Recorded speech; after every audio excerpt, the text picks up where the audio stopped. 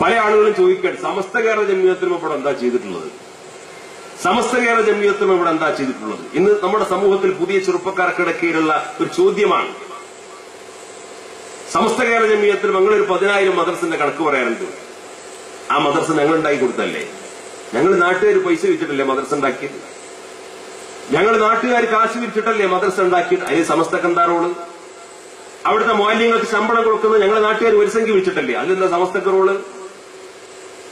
അതിന് പുറമെ നിങ്ങൾ ഓരോ പിരിവും, നിങ്ങൾ ഓരോ പരീക്ഷയും, അതിന് പരീക്ഷ ഫീസൊക്കെ ഞങ്ങൾ നാട്ടുകാർ കൊടുക്കണം. വേറെ നിങ്ങൾക്ക് എന്താ റോള് എന്ന് ചോദിക്കുന്ന ചോദ്യമുണ്ട്. ഈ ചോദിക്കുന്ന ആളുകൾ മനസ്സിലാക്കേണ്ട ഒരു കാര്യം, ഇവിടെ സമസ്ത കേരള ഇസ്ലാം മത വിദ്യാഭ്യാസ ബോർഡ് മാത്രമല്ല മദ്രസ നടത്തുന്നത്.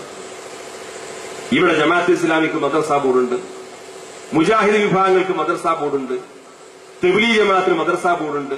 ഇവിടെ ഏതെല്ലാം മതസംഘടനകളുണ്ടോ അവർക്കൊക്കെ സ്വന്തമായി മദ്രസ കരിക്കുലം, പാഠപുസ്തകങ്ങൾ, മദ്രസ ബോർഡുണ്ട്.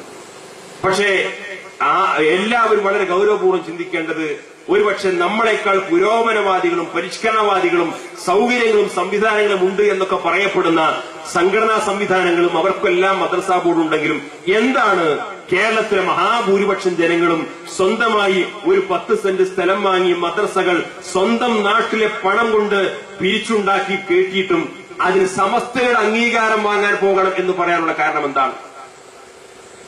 അത് നമ്മൾ ഗൗരവത്തോടെ ആലോചിക്കേണ്ടതാണ്. നാട്ടുകാർ പിരിച്ചുണ്ടാക്കി എന്ന് പറഞ്ഞാലും നാട്ടുകാരുണ്ടാക്കി എന്ന് പറഞ്ഞാലും നാട്ടുകാരുടെ സംഭാവനയാണെന്ന് പറഞ്ഞാലും എന്താണ് ഈ മദ്രസ ബോർഡുകളൊക്കെ ഇവിടെ ഉള്ളപ്പോഴും അവിടെ സമസ്ത കേരള ഇസ്ലാം മത വിദ്യാഭ്യാസ ബോർഡിന്റെ അംഗീകാരമാണ് നമ്മുടെ മദ്രസക്ക് വേണ്ടതെന്ന് കേരളത്തിലെ മഹാഭൂരിപക്ഷം വരുന്ന, ഒരുപക്ഷെ 95% വരുന്ന മദ്രസകൾക്ക് നേതൃത്വം കൊടുക്കുന്നവരും അങ്ങനെ തീരുമാനിക്കാൻ കാരണം എന്താണ്? ഈ നേതൃത്വം ദീൻ പറഞ്ഞു കൊടുത്താലേ അത് പരിശുദ്ധമായ ഇസ്ലാമിന്റെ സമ്പൂർണതയിലേക്ക് എത്തുകയുള്ളൂ എന്ന കേരളത്തിലെ മഹാഭൂരിപക്ഷം വരുന്ന ജനങ്ങളുടെ ഒരു സാമാന്യ ബോധമാണ് അവർ നേടിയെടുത്ത വിശ്വാസ്യതയാണത്. ആ വിശ്വാസ്യത എന്ന് പറയുന്നത് സത്യസന്ധമായി ദീനിന്റെ നിയമങ്ങളെ, ദീനിന്റെ വിധിവിലക്കുകളെ സമയബന്ധിതമായി സമൂഹത്തിന് മുമ്പിൽ പറഞ്ഞു കൊടുക്കാനും അത് പ്രഖ്യാപിക്കാനും ആ നിലപാടുകൾ വളരെ വ്യക്തമായി സുതാര്യമായി എല്ലാവർക്കും മനസ്സിലാകുന്ന ഭാഷയിൽ ലളിതമായി ഈ സമുദായത്തിന് പഠിപ്പിച്ചു കൊടുക്കാനും എല്ലാ കാലത്തും ഉത്തരവാദിത്വ ബോധത്തോടുകൂടി പ്രവർത്തിച്ചു എന്നുള്ളതാണ് സമസ്ത കേരള ജംഇയ്യത്തുലമയുടെ ഏറ്റവും വലിയ സംഭാവന.